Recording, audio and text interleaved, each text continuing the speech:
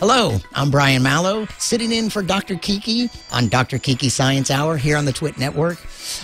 Is there life in the universe? I mean, there's us, but is there other life out there? Would it be like us? Would it, in fact, like us if we met it? These questions and many more we'll be exploring with our guest, author Marc Kaufman of First Contact about astrobiology, coming up next. Netcasts you love.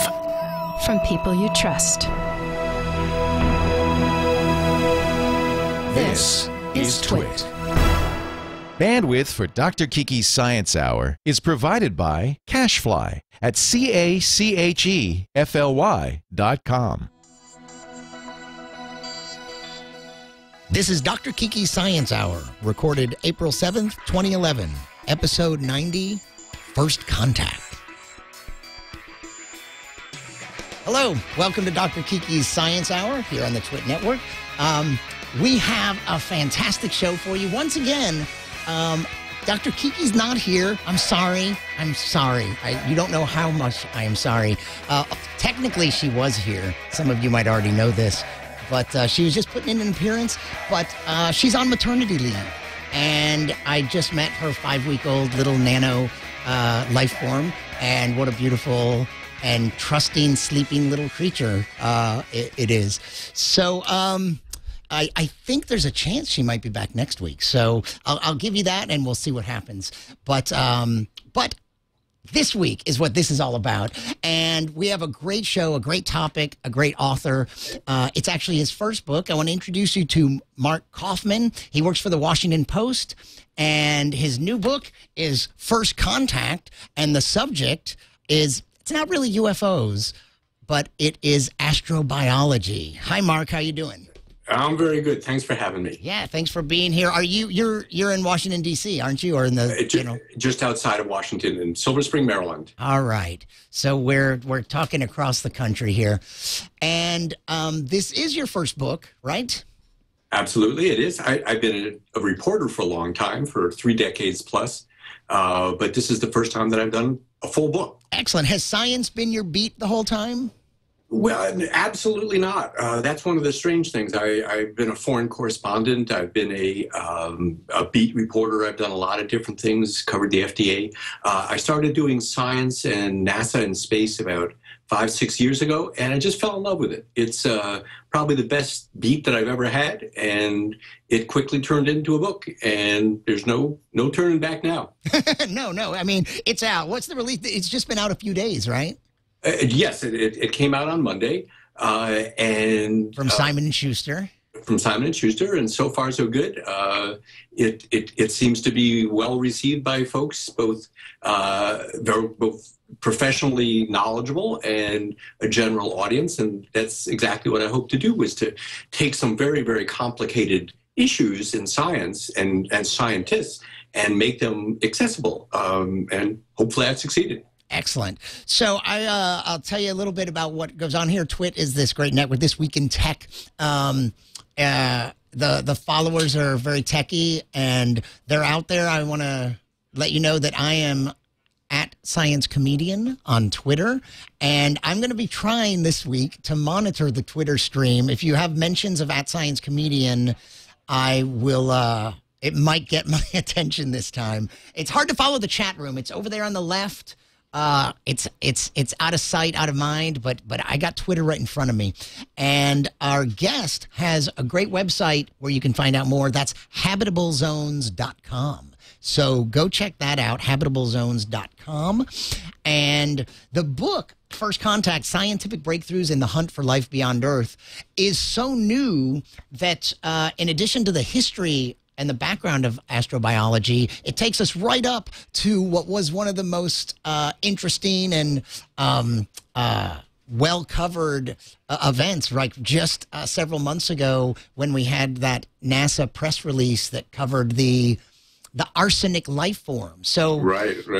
That's pretty fresh. I didn't realize that you'd be able to That must be something you included right before you went to press. Absolutely. That was the last thing that to go in. I had actually spoken with the woman, Felisa Wolf-Simon, before, and there was some of that reporting was already in the book. But when her paper came out in the big NASA press conference and then the huge controversy that followed, I wanted to get some of that into the book as well, as well as the real good scientific results that she had and that were in the Science Journal. Right. She was not able to really tell me the details, or in any case, I wasn't able to report them. But until the paper came out, and then it did, and what a bombshell. Excellent. Maybe we could talk about that for a moment, and then we can go back to a little bit of history of astrobiology. But maybe you can tell me something about what her discovery was and a bit about the controversy that immediately followed. Sure. Well, in two of the basics of astrobiology is that nobody really knows what life is. There is no working definition of what is life. And so people are always trying to figure that out and to find what the various components might be. And another aspect of that is that the belief that the way that you're going to ultimately find what life is on Earth is to find it somewhere else. But it's really, really expensive to go to Mars and get a rock and bring it back and do the work that you need to do. And meteorites do some of that and other forms of research. But it came, a guy named Paul Davies down at Arizona State University, Right. who's head of the Beyond Center, or Beyond Institute, had come up with this idea of the shadow biosphere a while ago. And the logic of it is that there may well be other forms of life here on Earth. And by forms of life, I don't mean something that comes from the same original cell, single cell microbe that we all come from, but rather something that was entirely different.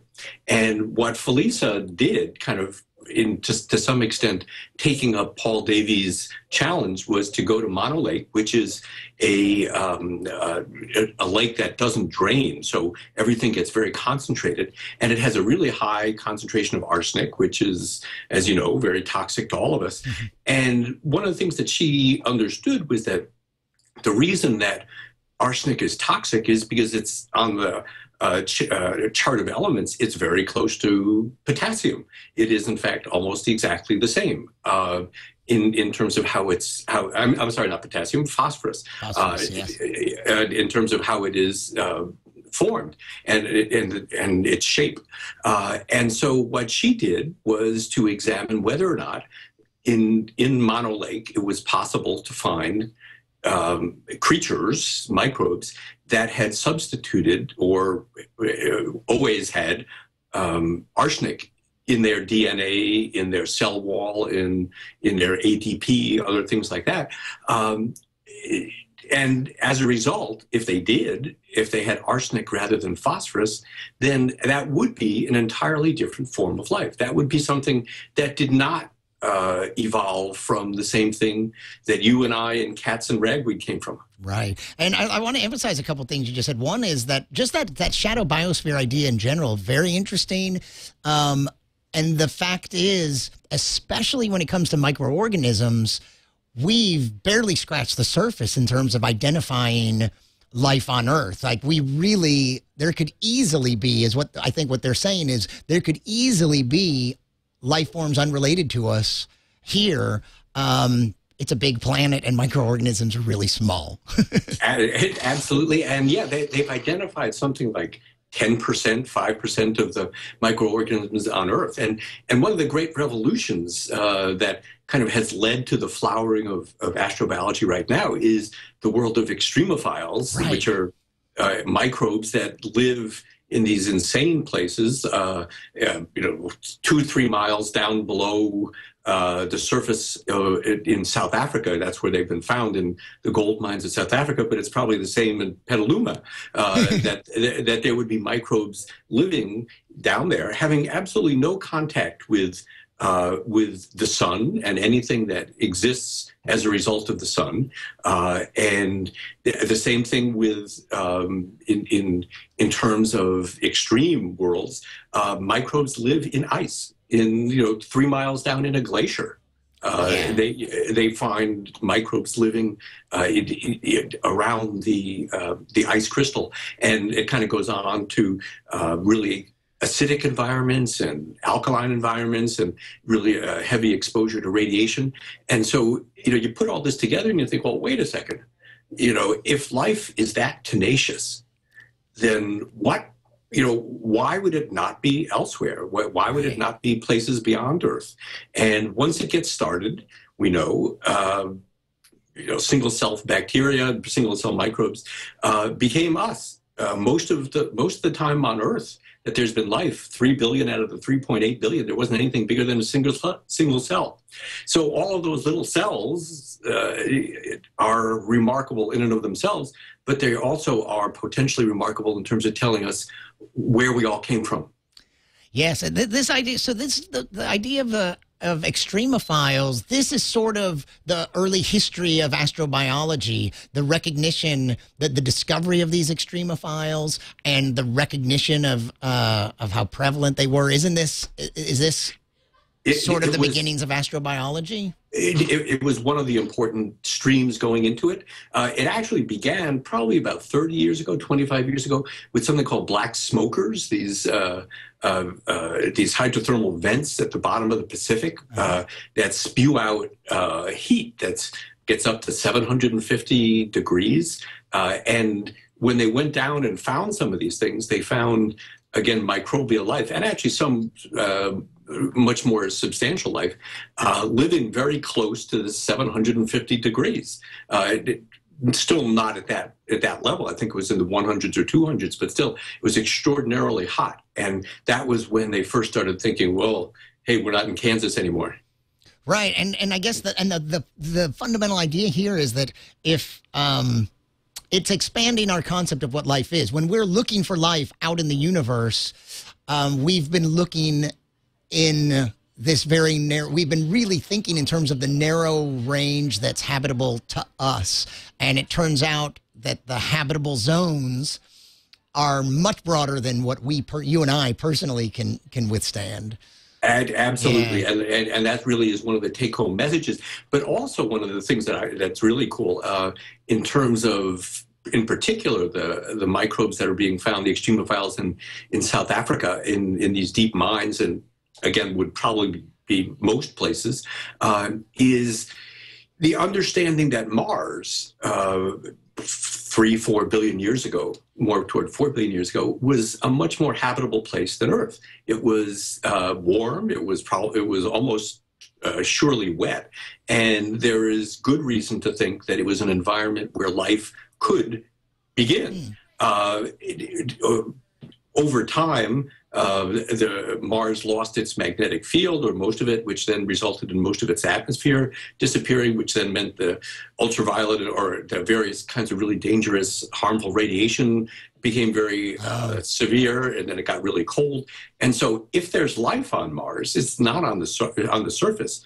But if there was life billions of years ago, who knows? Maybe it migrated down under, in the same 2-3 miles down, and is living there happily, making methane and doing all kinds of stuff. Do you know, is the reason that was Mars warmer and wetter because it had a thicker atmosphere, and so that's what happened, is that it lost that atmosphere that through like the greenhouse effect would have kept it nice and cozy?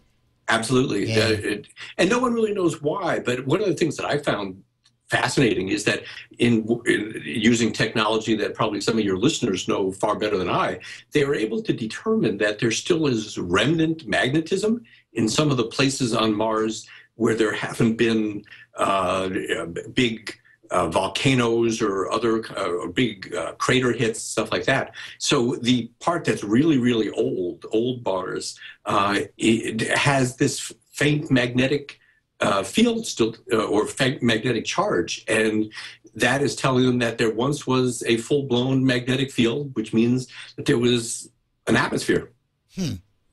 Was there something? I'm not clear about this, but I've heard that there was some test on one of the early Mars landers, maybe a Viking lander, that it's questionable about whether it turned up a positive result for life.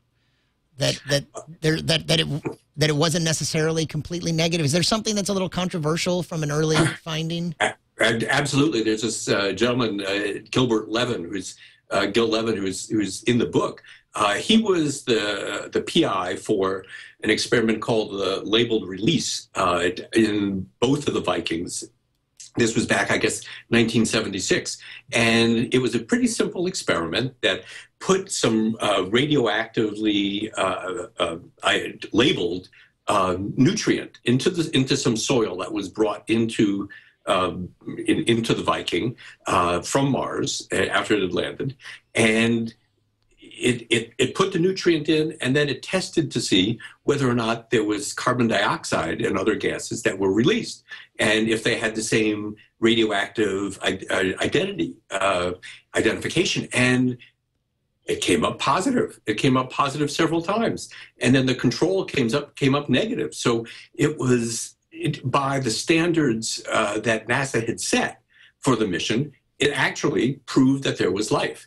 But it kind of made everyone really squeamish, and it was like, they kind of kept it under wraps for a while, and then they talked about it a little bit. But then there was an additional experiment. There were several experiments, but there was one other that was particularly important, that was to determine if there was organic material, hydrocarbons, complex carbons, so on. And that one, which was the last one to be done, came up negative. And that ended up trumping the other one that came up positive, because if they said, if you don't have organic material, how can you have life? As it turns out, that test over time, it's been determined, was not precise enough, and also we didn't understand the chemistry involved enough, so that is almost surely wrong. But there still is controversy about the labeled release. There's still people who say, well, yeah, the other one was wrong, that disproved labeled release, but labeled release might be wrong too. It's too bad we can't just, call and see if they pick up, or screen their calls. It goes to voicemail. Something Absolutely. really clear cut. Absolutely. But that's the thing that's so, to me, as a relative newcomer to science, and as a real enthusiast of the scientists that I've worked with, is everything is open. Everything is being tested again and again and again. And you throw everything you got at it, like what happened with Felisa Wolf-Simon with Mono Lake. And it takes years to determine whether or not you're right. And then if you are, then a consensus grows, and you got something really substantial. Right. So, again, there's another event that I remember hearing about when I first was looking into the idea of extremophiles, that there was a story about a microbe that was discovered, I think, on a camera left by one of the Apollo missions on the moon. Yes. Do you know this? Is this one of the early? Was like this might have been like early on with our understanding of extremophiles, even. Absolutely. I mean, it was something that was brought to the moon by us. Right. I mean, it wasn't there. Right. But it survived. It made it. Yeah, you're absolutely right. And it's like something that was exposed to vacuum. It was sitting out on the moon on a camera. Yeah, no, it's totally nuts, but it survived, and it was exposed to radiation, intense radiation on the way, yeah. And actually this points to, and it goes to a really, to me, fascinating kind of central point, which is, let's think back for a while. 4 billion years ago, Mars was wet and warm. Oh, hold on one second. A little of that was garbled. I know you're on a wireless. Could you just say that last sentence again? Okay. Let's go back again 4 billion years or so. Mars was wet and warm. The Earth was not. It was being bombarded by meteorites all the time. It was just like a real hellish environment. It was not the place where life could go, could begin. And yet, somewhere between 4 billion and 3.8 billion years ago, life began on Earth. And there's this whole school of thought that says, the conditions on Earth were really not very habitable, were not very attractive.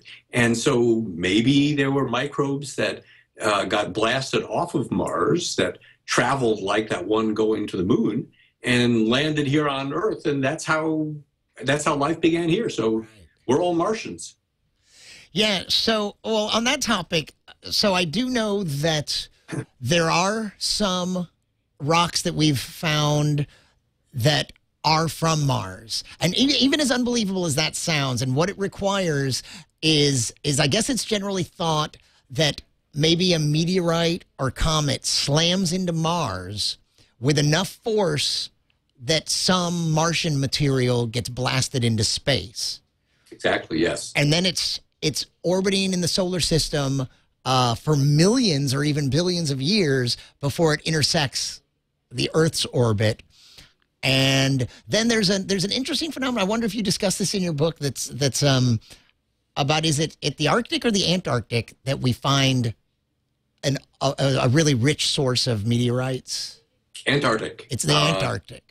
And some of it is just because that's where they can be easily found. Right, they're easily seen, and they're preserved, and there aren't people down there.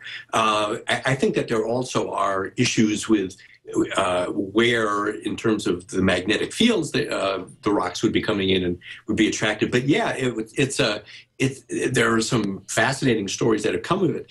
And when we talk about the beginnings of kind of modern astrobiology as a really hard science, it kind of goes back to 1995 when NASA, a couple NASA scientists put out this paper in Science, and there was a big NASA headquarters press conference, and they said, hey, we found a meteorite from Mars, clearly from Mars, and that it had 6 biosignatures, none of which in and of themselves tell you that there was life. But when you put it together, then you have a pretty high likelihood that there was something that was living in there. That's another one of those stories where it was a huge kind of round the world reaction that was very positive. That like, this is amazing. We found life on Mars, or that had been on Mars. But then other scientists began to push back, and over the years, consensus again evolved against this particular finding. David McKay down at NASA, the Johnson Space Center in Houston, was the lead scientist on it, and he's still working on it. And now 15 years later, he's been working on other Mars meteorites, and he says that he is more convinced than ever that he was right. And not only with that initial one, but with later ones. He says that he's now found much larger microfossils, little remnants of microbes, and fascinating issue. I mean, I was at a conference where he and this Gil Levin of Viking fame and another astrobiologist who says that he is finding microbes, microfossils in other meteorites. They were there to talk about their findings. It was a big conference, and it was like a handful of people showed up. These were people who used to be, or who once were speaking, and the world was waiting for what they had to say. No more, and yet maybe they're still right. We are speaking with Marc Kaufman, the author of First Contact. It's a new book that is about astrobiology, and you can contribute if you're listening through at Science Comedian, my Twitter name. If you tweet and include at Science Comedian, I'll try to address your concerns. I did see in the chat room a question about, because the one thing we are whether or not those Martian meteorites represent anything that actually contains a life form. There was a question in the chat room about how we know for sure that they are from Mars, because I think that's pretty much not disputed, and I think there's a combination of reasons that have to do with, what is it, like the relative numbers of isotopes, or is there actually bits of Martian air in bubbles inside? It's precisely that kind of thing, and there are a number of other attributes too, but yet it has to do with what from the Martian atmosphere is visible or is definable. And I'm sure that there are some other characteristics in terms of how you find the age for it. Yeah. But this is there's a lot of controversy about whether or not there is earthly terrestrial contamination in these meteorites. If even though they land in Antarctica and are frozen, wouldn't there still be microbial life that would somehow make its way into it? And that is very much of a hotly debated issue. But whether or not they came from Mars, that they could determine. Right.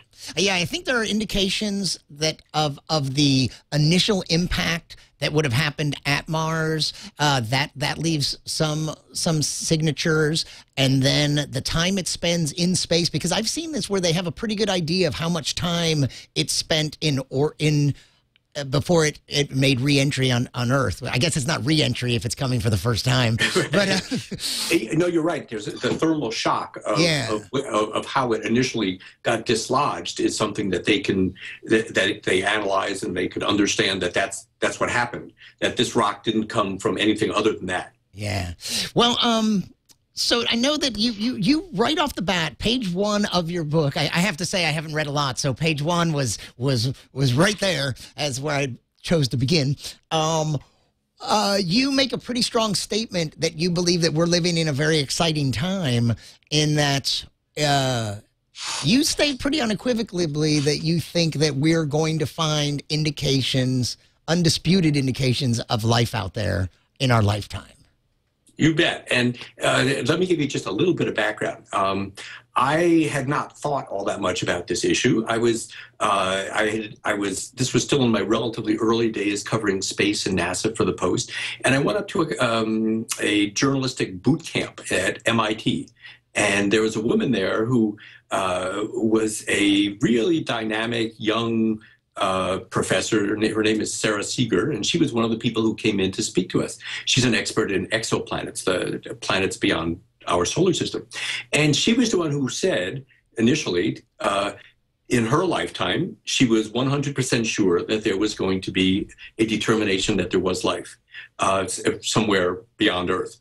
And I thought, well, wait a second, this is kind of remarkable. Here we are, kind of the citadel of science in America, and this obviously well-respected physicist and professor was saying that was the case. Yeah. And so I kind of took it from there and got to know her and spoke a lot with her.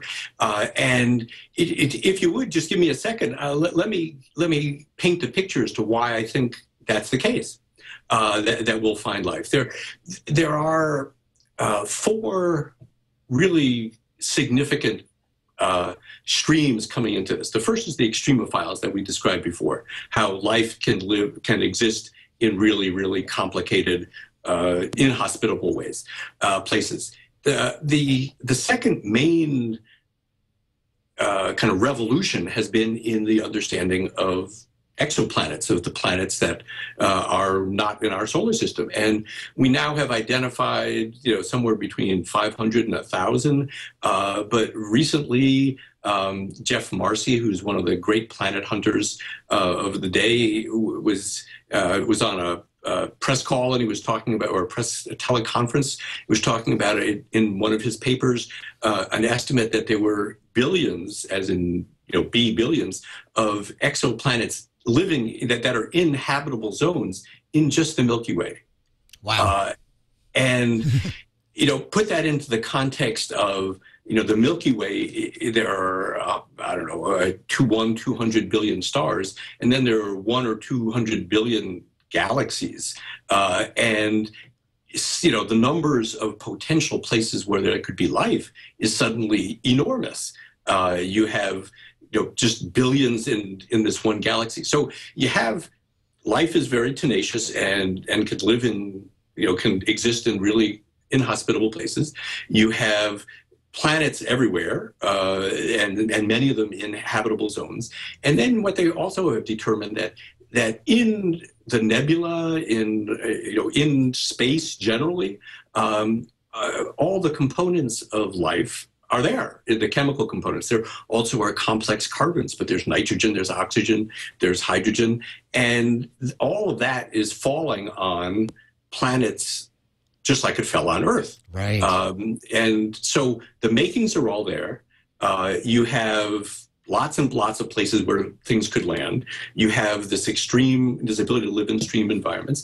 And then the fourth thing is, on Mars, it's becoming more and more credible to think that there once was life there. And one of the main reasons is the discovery, or the announcement about a year ago, of the discovery of methane coming out of, we presume, cracks in the surface, and the methane gas comes out at particular times and in particular places. So it's not just a global phenomenon. It's something is happening there. On Earth, 90% of methane comes from organic, from life, from biology. What's the where does it's also made non-biologically? Yes, they're one of the main sources is there's a mineral called olivine and serpentine also, which is actually there's a lot of it in California, and as it interacts with water and with heat, it's known to be able to form methane. And then also when planets are in their early phases, there's a lot of methane inside, and they kind of degas over time. And the question is this still a remnant of that degassing? Right. They don't know yet what the source of the methane is. But when you put two and two together, it's not unreasonable to think that there's a chance that this is some kind of methanogen, a microbe that lives in and produces methane. It's deep down in the surface, below the surface, and there it is on Mars. And then putting all this together, you have the logic that says this: if you have life, the genesis of life on one planet here, then, that's really wonderful, but we don't understand how and why it happened. And it is kind of a big question mark. If there's life on Mars, even if it's just like some, microbes living a couple miles down, and it turns out that they have a different kind of genetic makeup than anything on Earth, then you potentially have a second genesis. And if you have life starting twice in one kind of chump change solar system, there's absolutely no reason to think that it's not common.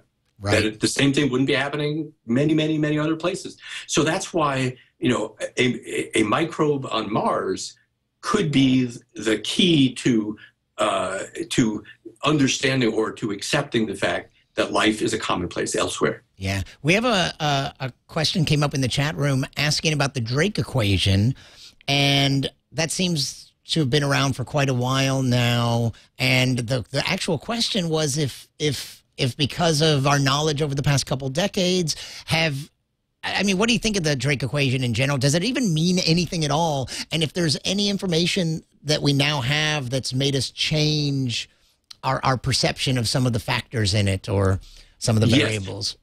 Yes. Well. First is in terms of what it does or what it is.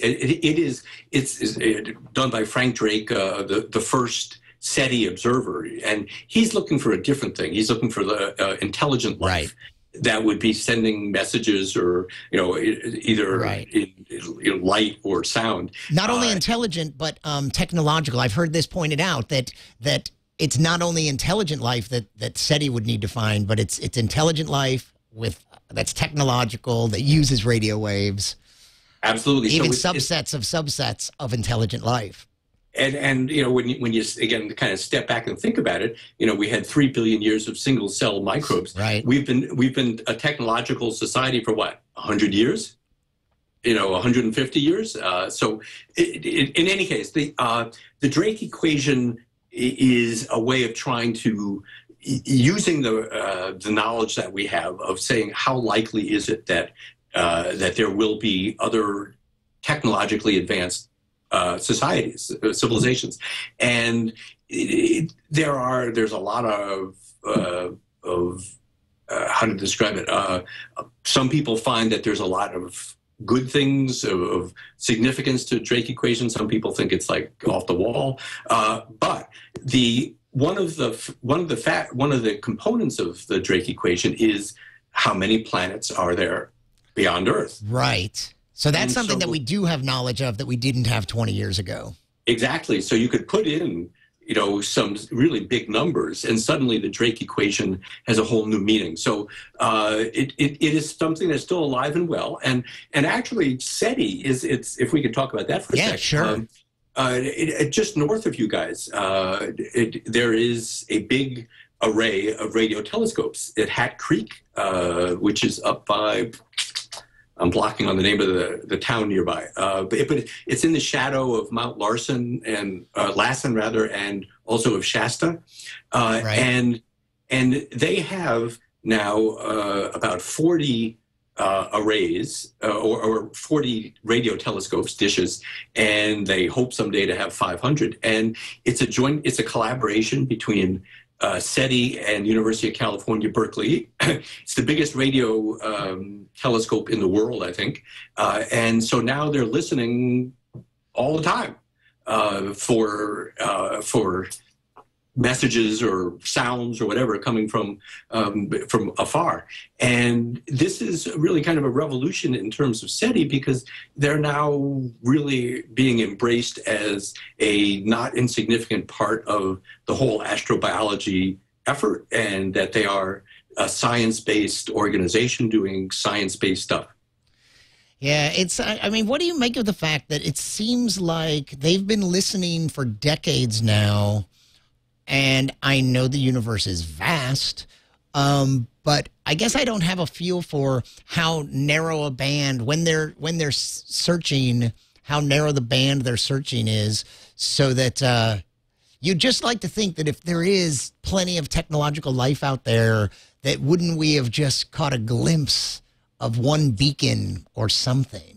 Yeah, and that's a reasonable question and a reasonable thought, and it was one that certainly I had. I was talking with Jill Tarter, who is, the Jodie Foster character, yes. kind of, not really her, but what she says is that the number of potential sites for intelligent life that have been observed is equivalent to 1 cup of the ocean. Right. So, 1 cup of water compared to the ocean. Yes. Yeah. Yes. But I guess what I was thinking is that it just seems like when they're looking, are they going star by star? It seems like a beam from a star, that anything coming, like an entire galaxy covers such a small. Now, I don't know if we'd be able to even detect a signal from a galaxy, the nearest galaxy being over 2 million light years away. But it seems like you'd be able to point your scope at that entire galaxy, and that would cover 100 or 200 billion stars if any of them were broadcasting. Well, but you also, this is where things get really complicated, because you don't really even know, what frequency they'll be broadcasting in. So there are so many variables, and then of course you have to be intersecting with that civilization at a time when it is capable, rather than where we were 300 years ago or whatever else, it's time and space. Yeah, that are vast. And when, again, you look at the number of stars, it's 10 to the 23rd. You put a 10 and you put 23 after it. And that's, what they think today. And then, like, tomorrow, it'll probably be 10 to the 24th. That's a lot of places. So the vastness of the universe and of what's out there, the number of stars, it was one of the things that I kind of, as a novice at this, did not understand, and have just been really blown away by that. The absolute insignificance of our little star and our little solar system and our little planet. And by insignificance, I don't mean that our lives are insignificant, but just that it is just a tiny speck. And so that's the perspective that I try to then bring to both writing about it and thinking about the world now, is that it's big. Yeah. Now, some people would say, why are we even wasting our time looking for microbes and radio signals when at Area 51 they have crashed saucers and samples of aliens? Why don't we just start there? Yeah, well, but that it was true. I mean, that was always kind of, that's been the problem of astrobiology kind of from the beginning, and they've worked so hard to be a credible science because there was this kind of giggle factor and UFOs and all that, and they have moved enormously from that. There is now some of the best cutting edge science on Earth is in the field of astrobiology. People in NASA were telling me that more people apply for certain kinds of really high-end NSF and NASA grants in astrobiological fields than in any other field. So that was the word. It came out of the world of UFOs and the like, but it's very, very different. And that's one of the things that I try to discuss some in the book and certainly feel strongly about, which is we do live in this remarkable time. I mean, forever that, ever since there have been humans, people have been thinking, well, gee, what else is out there? Or once they understood that there were stars and that later that there might be planets and so on. This goes back to the Greeks and for sure, because they wrote about it and probably before then. And then there have been really heated disputes, and there was one point where the Catholic Church put a guy, Giordano Bruno, to death. In part because he was believing that there were a multiple of worlds and multiplicity of worlds. And so this is something that has been part of human nature and of human thinking for forever. And we've come up with angels in heaven, and we've come up with angry gods, and we've come up with jinns and all kinds of stuff, and with UFOs and ET and crazy Martians and stuff like that. But now we're in a position to actually, for the first time in all of human history, to find something that's really truly life instead of kind of make believe. Excellent. My guest is Marc Kaufman. He's the author of First Contact, Scientific Breakthroughs in the Hunt for Life Beyond Earth. And his website is habitablezones.com. And he's not on Twitter, but I am, @ScienceComedian. If you'd like to, we still have a few more minutes if you want to send in a question or comment. What about that?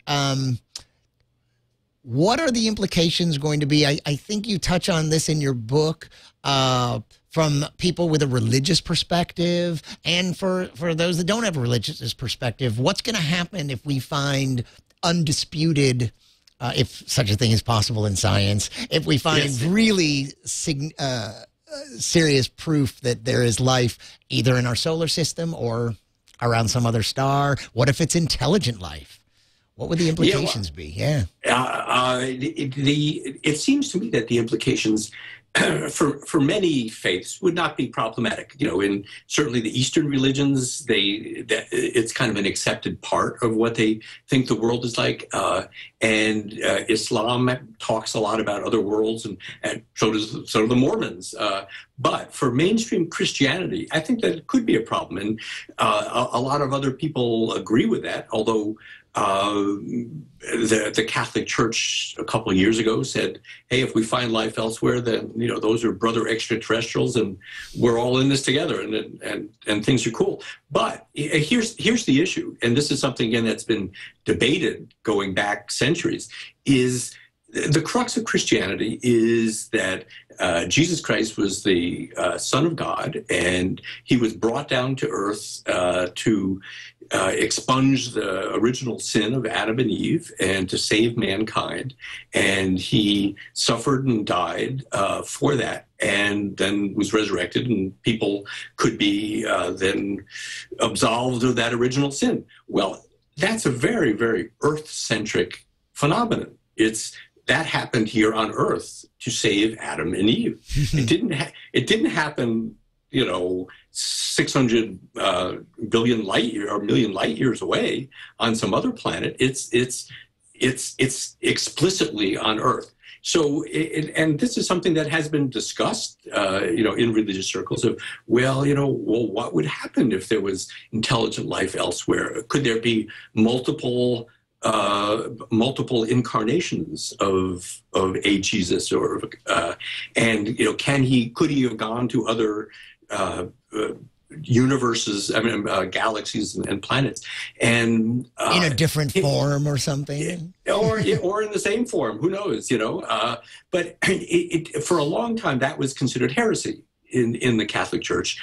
But when after I wrote a story about some of this, and Stephen Colbert had Brother Guy Consolmagno, a Jesuit astronomer, on his show, and Brother Guy said, "Hey, it's not a problem." Right. And Colbert, I think, interestingly and hilariously, kind of skewered that, saying, "Well, wait a second, it is a problem because of all the things that have been said before." But if you're interested, go take a look at that. It's kind of cool. But I do believe that for most people, it would be kind of an eye-opening, mind-blowing moment when there would be a clear determination that there was life. I mean, in some ways, it would be coming full circle of what Copernicus did back, centuries ago, saying that Earth was not the center of the universe. We now know, again, it's just some insignificant planet in an insignificant solar system. But we still have the only place in the galaxies that we know where there's life is here. If it's not that, if there are others too, then it's like that whole taking humans and Earth out of the center would take another major step forward. Yeah, it sure would. And but maybe, the book that we got is just our local edition, and you don't need to know, it's a need to know basis. We didn't want to bother you with all the information that you couldn't, it's beyond your comprehension, frankly. Anyway, right? Yes. And here, let me tell you about also something that's kind of the other side of the coin of what is coming out of astrobiology. Again, astrobiology goes all the way from microbiology to cosmology and just about every science in between. One of the things that theoretical physicists and cosmologists and others have determined is that the universe, our universe, is fine-tuned in a way that is kind of mind-boggling. If the ratio between the mass of a proton and a neutron wasn't the slight, insignificant difference that it is, then there could be no chemistry. Right. If the relation between mass and gravity was just slightly different, I mean, we're not talking about orders of magnitude. We're just talking about little teeny tiny differences. There could be stars would never come together. Right. And the way that carbon is created in stars is it's just kind of insanely precise. You need the element beryllium there to be vibrating at a particular frequency. And that is essential to the creation of carbon. And so there's this whole school of thought that says, well, wait a second. How is it that our universe is so incredibly finely tuned? Yeah. Is it just coincidence? And you think that's impossible. Is it a creator? It's not scientific.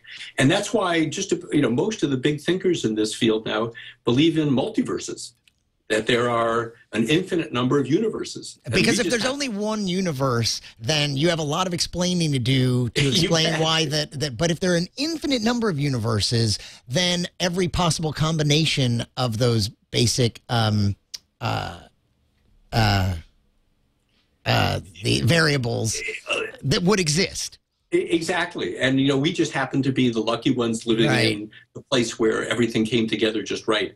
And it's a fascinating kind of thought experiment.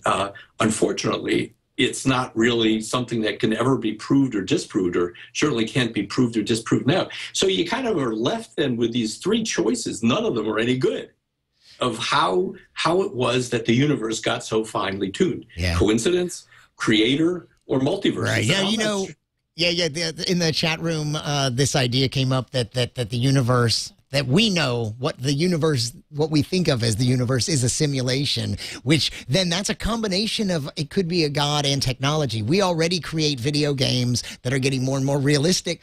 It's conceivable that in not too many decades, we should be able to create even more realistic simulations. And I like to think of the simulation idea in this way, too. That would explain things like, you know how we get down to uncertainty on the quantum level? Mm-hmm. Well, my explanation for that is that that's just as detailed as they made the simulation. The reason it's gray there is there really isn't anything there. Of course, we came up with an equation to describe it, but basically it's just that they didn't think we'd get this far. So all the areas that we don't know are just areas that it was no need to render it with that much detail because there's no way these creatures would ever poke that deeply into it. Yeah, I mean, that's my theory. Kind of, I think it makes sense. I'll buy it. Along somewhat similar lines, there's one other school of thought about in cosmology, or actually there are many, but one that I wrote about, which has to do with kind of the natural selection of universes, right, or of this parts of universes. From Lee Smolin? Yeah. I don't know a lot about this, yeah. It's fascinating stuff. I mean, it also involves multiverses, but he does talk about how that in our universe, for instance, there would be different parts of the universe that evolved in different ways, and the ones that succeeded are the ones that became ours, and us. So in other words, there was the same kind of natural selection, survival of the fittest in terms of the laws of physics. Not just the laws of biology, and that's how things came to be as they are. Right. But one of the parts, to me, mind-bogglingly, kind of it's a beautiful idea, somewhat like what you described about quantum, the quantum level. He says, "What's a Big Bang? The Big Bang is the other end of a black hole. That matter, information, everything goes into a black hole. We don't know what happens to it, and we certainly don't know how the Big Bang began." And he posits, obviously not going to prove it, that the Big Bangs are just the other end of a black hole. It's matter and all that stuff coming out suddenly from that. It's not even a void. It's more than a void. It's a collector of matter. So that astrobiology goes all the way from those little microbes to this. Yeah, it's a great topic, and are you already thinking in terms of what are you going to write about next? Are you still? Is there more to say about astrobiology, or do you have another topic in mind to springboard from this? I do have another topic in mind, and it's related, but different, and I'm not sure that I should say it. Okay, yeah, I can understand that. But I will anyway. Okay, good. It's something that's just going through my mind, and probably through the mind of others as well. The world of space capitalism, of private space, the Elon Musks, yes, and Jeff Bezos, and the Bigelows of the world, Virgin Galactic. Yeah, they're kind of the future. I believe. I hope so, yeah. We're counting on it at this point. They're the future of space, and it's a fascinating group of people. They're incredible kind of coyones in doing this. And I'd like to kind of get to know them better and bring more of that to the public. A lot of people say to me, well, it's not really happening, is it? And I said, well, actually, yes. I mean, Elon Musk really does have a private company, and he sent a capsule around the globe, and it landed, and he could then get it back. I mean, that's kind of amazing. Yeah, it is amazing. I have visited the SpaceX facilities, which are in the ones in LA, their main location. It's pretty amazing. It's this hangar that I think it used to belong to Hughes or one of the aircraft companies, but it's basically one large facility. It's this science fiction dream of like building a rocket in your backyard. They do almost all the construction in-house, and almost starting from scratch, a brand new design, new rocket, and they very quickly became successful, and they just announced this past week they made the Falcon 1 and then the Falcon 9, which I believe, has 9 of the same rockets that the Falcon 1 has. And now they're moving forward with this design for an even heavier, the Falcon Heavy, they're calling it, to be the next generation capable of lifting, I think, hundreds of thousands of pounds. Yeah, no, I mean, this is a guy who wants to go to Mars. I mean, that's why he started SpaceX. I had the good fortune to go there also. Yeah. And it's Hawthorne, and it's like just an incredible playground. Not playground. I mean, these are like really, really sophisticated scientists. But you see the engine being built over here, and the capsule over there, and it's insane. It is insane. So I do see that one of you've got some very nice blurbs on the back of your book jacket, and one is from Elon Musk, CEO of SpaceX and Tesla Motors. The guy set out to make some changes to the benefit of humanity, and he's certainly on the right track. Just if I could quickly, I mean, I've gotten to know him a little bit, and I have a lot of respect for the guy. I think he's fascinating. And it's interesting how in Washington, where you have all these senators and congressmen and women who have NASA facilities in their districts, and this is it goes across the political spectrum, but a lot of them are in the South, so it tends to be the so-called budget hawks and deficit hawks. But man, they hate Elon Musk. They want to build their big stuff down in Alabama or in Texas and wherever else, and they don't want to have that kind of competition. Right. I did a whole bunch of stories about that. I mean, ultimately, the Obama plan, which included help for guys like Musk, passed to some extent, but who knows what will happen now that they're going to shut down the whole government. Yeah. Well, we're about out of time. I want to thank you. This has been really fun and inspirational and exciting. And I want to repeat that Marc Kaufman, you can keep up with his current writings at the Washington Post and through his website, which is habitablezones.com. And the book is currently available already. First Contact, Amazon and other places. Your local bookstore, while they still exist. Well, I thank you so much for having me. This has really been fascinating, and you've had very good questions. Yeah, thank you very much, Marc. And thank you for participating in the chat room. And I think, like I said, Kiki may, in fact, be back next week. If not, she'll have another guest host. And thank you for spending some time with us. See you next time.